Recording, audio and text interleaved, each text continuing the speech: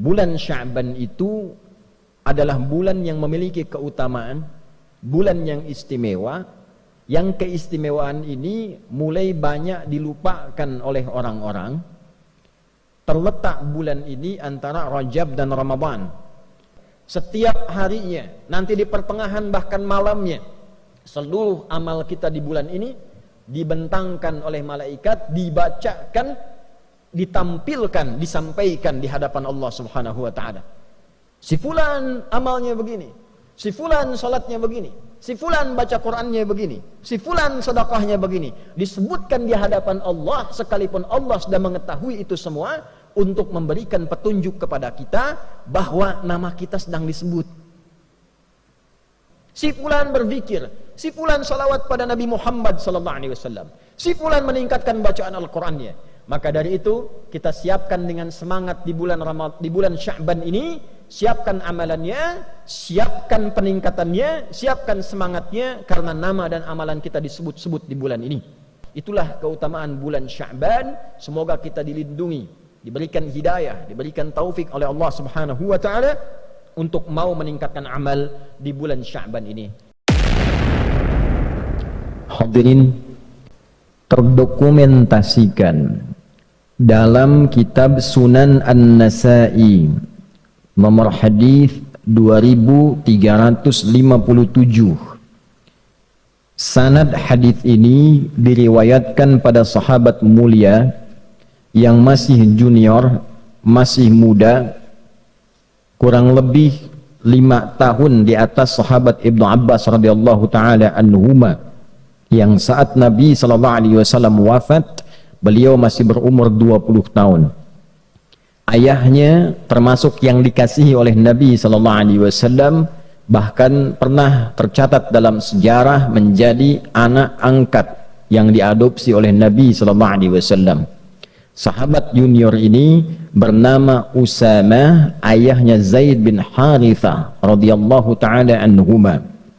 Sahabat Usamah bin Zaid bin Harithah karena kecintaannya terhadap ilmu, kecintaannya terhadap Nabi sallallahu alaihi wasallam, senantiasa melihat kebiasaan Nabi yang disimpulkan oleh beliau, khusus di bulan Sya'ban, Nabi itu senang menunaikan ibadah tertentu. Maka ditanyakanlah kepada Nabi sallallahu alaihi wasallam, beliau berkata, "Qultu," aku bertanya, "Ya Rasulullah, wahai Rasulullah, lam araka tasumu syahran minasy-syuhuri ma tasumu min syahri Sya'ban."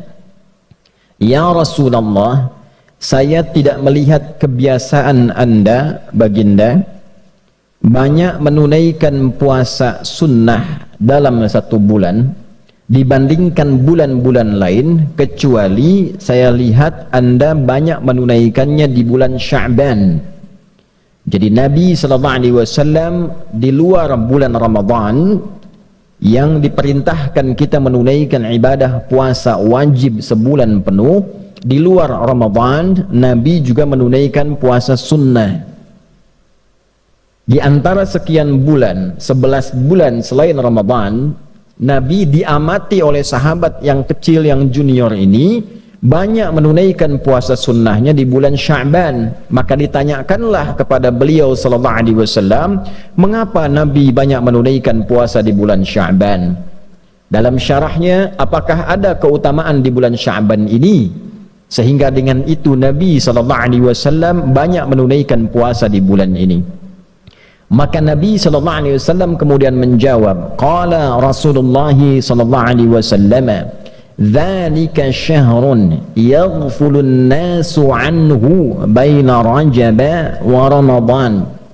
Duhai Usamah bin Zaid bin Harithah, bulan Sya'ban itu adalah bulan yang memiliki keutamaan, bulan yang istimewa, yang keistimewaan ini mulai banyak dilupakan oleh orang-orang.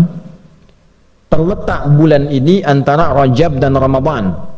Dalam syarah hadis ini diantaranya disebutkan, diantara makna Nabi menyebutkan Rajab dan Ramadan untuk memberikan kesan bahwa banyak orang Islam itu memberikan perhatian yang luas pada bulan Rajab, memperingati Isra dan Mi'raj, menggali lagi keutamaannya, belajar tentang keutamaan perjalanan Nabi SAW dari Isra kemudian Mi'raj, dituntaskan dengan hikmahnya, kemudian setelah itu menyiapkan Ramadan sehingga lupa dengan keutamaan Sya'ban yang letaknya ada di tengah-tengah Rajab dan Ramadan. Orang-orang pada masa itu sudah mengetahui bulan Sya'ban itu letaknya antara Rajab dan Ramadan, tapi Nabi menyebutkan posisi ini dan disebutkan Rajab dan Ramadannya ingin memberikan kesan kepada umat Islam, umatnya Nabi Muhammad SAW, saking kita fokusnya peringatan di bulan Rajab, Isra dan Mi'raj, banyak pengajian, banyak sekali ceramah, kemudian menyiapkan Ramadan, lupa bahwa Sya'ban pun punya keistimewaan yang tidak ditemukan di bulan-bulan yang lainnya. Saking istimewanya Nabi banyak menunaikan puasa sunnah di bulan Sya'ban ini. Maka apa keistimewaannya Rasulullah? Wa huwa syahrun turfa'u fihi al-a'malu ila rabbil alamin wa uhibbu an yurfa'a 'amali wa ana sha'imun. Di bulan Sya'ban itu adalah bulan istimewa, waktu saat amalan-amalan kita ditampakkan di hadapan Allah Subhanahu wa ta'ala. Tentu Allah itu sebelum ditampakkan pun sudah mengetahui sifatnya maha. Sebelum dilakukan, sedang dilakukan, setelah dilakukan, Allah maha mengetahui seluruhnya. Tapi disebutkan kalimat-kalimat seperti ini, itu ada maknanya, ada syarahnya.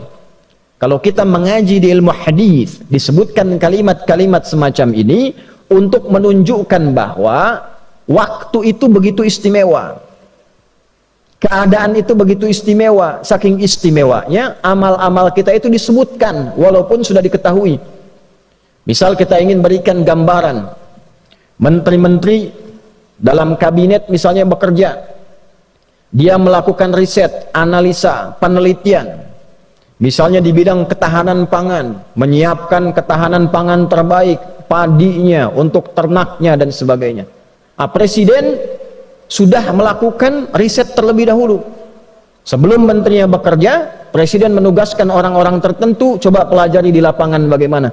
Jangan sampai nanti menterinya presentasi ternyata tidak sesuai dengan data di lapangan. Maka ketika menterinya presentasi di hadapan presiden, kemudian disebutkanlah hasilnya sesuai, hasilnya bagus. Yang luar biasa, sebelum menterinya presentasi, disampaikanlah kemudian catatan-catatan menteri itu di hadapan presiden, misalnya oleh sekretaris kabinetnya, oleh menteri koordinatornya, disebutkan ini catatannya bagus, penelitiannya bagus, hasilnya bagus, datanya benar. Tentu ketika disebutkan prestasi-prestasi yang baik ini, bukankah perasaan menterinya nyaman? Bukankah menterinya akan senang? Bukankah menterinya akan bahagia? Kalau kita sekarang sedang bekerja dengan baik, berprestasi, kemudian nama kita disebut secara nasional, dipresentasikan, disebutkan di hadapan pejabat-pejabat, disebutkan di hadapan masyarakat-masyarakat, si fulan ini bagus, sholatnya bagus, sosialnya bagus, beramalnya bagus, semangatnya bagus, kenegaraannya bagus. Bukankah ketika diviralkan itu kita merasa bangga? Kita merasa senang? Sekarang orang masuk koran sudah senang, orang viral sudah senang, orang disebut-sebut sudah senang. Nah, ini ada waktunya nama dan amal kita disebut-sebut di hadapan Allah. Si fulan amalnya begini, si fulan salatnya begini, si fulan baca Qur'annya begini, si fulan sedekahnya begini. Disebutkan di hadapan Allah, sekalipun Allah sudah mengetahui itu semua, untuk memberikan petunjuk kepada kita bahwa nama kita sedang disebut, amal kita sedang diagung-agungkan, amal kita sedang dievaluasi. Maka Nabi SAW memberi contoh kepada kita, saya akan sangat merasa senang dan gembira ketika amal saya ditampakkan di hadapan Allah, disebut-sebut, dievaluasi, saya sedang dalam keadaan menunaikan puasa. Hadirin, sekarang kita masuk pada syarahnya dengan singkat tentang hadis ini. Ada 3 pokok yang terkait dengan syarah hadis dimaksudkan. Yang pertama, Tipikal seorang muslim belajar dari ilmu sanad pada hadis ini, tersambung sanadnya pada sahabat Usamah bin Zaid radhiyallahu taala anhuma jami'an. Ini sahabat anak muda, pelajar. Jadi kalau Nabi usia 43 tahun, beliau baru lahir. Nabi diangkat jadi Nabi sallallahu alaihi wasallam, diberikan bekal oleh Allah selama 3 tahun 6 bulan. Bekal, belum berdakwah secara luas, ini anaknya baru lahir. Nabi berdakwah, tinggal di Mekah kurang lebih berdakwah. Setelah fase 3 tahun, 10 tahun. 10 tambah 3, 13 tahun. Berarti anak ini usianya baru 10 tahun. Tapi 10 tahun ini senang dengan ilmu. Membersamai Nabi sallallahu alaihi wasallam, belajar kepada Nabi, belajar dengan benar, belajar Qur'annya, belajar salatnya. Yang hebat, anak ini sampai ingin tahu kebiasaan Nabi. Ini memberikan pesan kepada kita dalam ilmu sanad, kalau ada orang pintar, orang hebat, orang soleh, dekati dia, lihat kebiasaannya, lihat bagaimana ia beraktivitas, supaya minimal kita mendapatkan kesolehan dan kepintarannya. Lihat bagaimana cara dia belajar, lihat bagaimana cara dia beribadah, lihat bagaimana cara dia berinteraksi dalam kehidupan sosial. Dulu semua sahabat Nabi begitu. Yang ingin dapat percikan berkah ilmu dari Nabi, maka mereka akan melihat bagaimana Nabi belajar, dibimbing oleh Allah Subhanahu wa taala melalui malaikat Jibril. Itu ditiru kemudian. Ketika Nabi menyampaikan, langsung dipraktikkan. Maka hasilnya seperti sahabat Ali bin Abi Thalib radhiyallahu taala anhu, sahabat Abu Hurairah radhiyallahu taala anhu, Salman Al-Farisi radhiyallahu taala anhu, yang kecil-kecil seperti Abdullah bin Abbas radhiyallahu taala anhuma, Abdullah bin Umar radhiyallahu taala anhuma, Abdullah bin Amr bin Al-As radhiyallahu taala anhuma, termasuk sahabat Usama bin Zaid bin Harithah radhiyallahu taala anhuma jami'an. Kalau belum dapat pintarnya, dapat solehnya. Rajin ke masjidnya, rajin bacaan Qur'annya. Kalau sudah soleh dulu, ilmu pasti datang. Karena syarat ilmu mudah diberikan oleh Allah adalah hadirnya kesolehan dalam diri kita, mantapnya hati kita menerima cahaya. Wattaqullah wa yu'allimukumullah. Tingkatkan takwamu kepada Allah, baru Allah tanamkan, ajarkan, pahamkan pengetahuan pada diri kita. Yarfa'illahu alladhina amanu minkum walladhina utul ilma darajat. Kalau ingin diberikan ilmu utul ilma, maka tambahkan imannya dulu. Rajin tahajudnya, rajin zikirnya, rajin salawatnya pada Nabi SAW, semangat dalam belajarnya, semangat dekati Allah. Kalau sudah dekat dengan Allah, diberikan apa yang kita inginkan, termasuk ilmu. Nah, inilah Usamah bin Zaid bin Harithah radhiyallahu taala anhuma jami'an. Maka dalam ilmu sanad, tidak cukup kita mendengarkan matan isi hadis. Lihat orang yang meriwayatkan hadisnya, siapa mereka? Ada yang di bidang militer, ada yang di bidang kamtibmas, ada yang di bidang niaga, bisnis, ada yang di bidang pengetahuan, ada yang di bidang rumah tangga. Pelajari siapa mereka, bagaimana mereka mengambil ilmu dari Nabi sallallahu alaihi wasallam. Nah, sahabat ini karena melihat kebiasaan Nabi di bulan Sya'ban, artinya apa? Beliau ini orang yang rajin mengamati perilaku Nabi. Karena rajin mengamati perilaku Nabi, dekatlah dengan Nabi dan mendapatkan percikan keberkahan dari keberkahan Nabi sallallahu alaihi wasallam. Maka di era Umar bin Khattab radhiyallahu taala anhu saat menjadi khalifah, beliau presiden, punya Baitul Mal, pusat ekonomi, pusat harta. Pada waktu-waktu tertentu dibagikan ke semua rakyatnya. Jadi beliau melihat potensi di wilayahnya, di negara yang dipimpinnya, apa saja sumber dayanya, apa saja yang diolahnya, dikumpulkan di pusat kumpulan harta namanya Baitul Mal. Setelah itu diberikan kemudian kepada rakyatnya secara merata, sesuai dengan porsi, kebutuhan, dan keutamaannya. Setiap bulan semua rakyat dapat santunan, yang belum bisa kerja dapat modal, dapat bimbingan, yang yatim dirawat, yang kehilangan suami dirawat juga, negara hadir membersamai. Satu kali anaknya Umar bin Khattab radhiyallahu taala anhu mendapat bagian. Ketika dibagikan, setelah itu Usamah bin Zaid dapat bagian juga. Ternyata bagiannya Usamah bin Zaid itu 2 kali lipat dari anaknya Umar bin Khattab, yaitu Abdullah bin Umar bin Khattab radhiyallahu taala anhuma. Anak presiden dapat bagian Baitul Mal, ya, karena presidennya juga tidak tampil dengan kekayaan, hidupnya sederhana. Walaupun orangnya jenius, pintar, hidupnya sederhana, rumahnya sederhana, anaknya pakai baju banyak tambalan dalam bajunya, dapat santunan dari negara untuk menunjukkan negara hadir dengan porsi yang sama. Walaupun anak presiden, rakyat juga. Walaupun anak seorang pemimpin, sama dengan rakyat juga. Bajunya sama, tertawa bersama, duka bersama. Tapi ternyata ada anak lain yang bukan anak presiden, porsinya mendapatkan 2 kali lipat dari anak presiden. Ini menarik.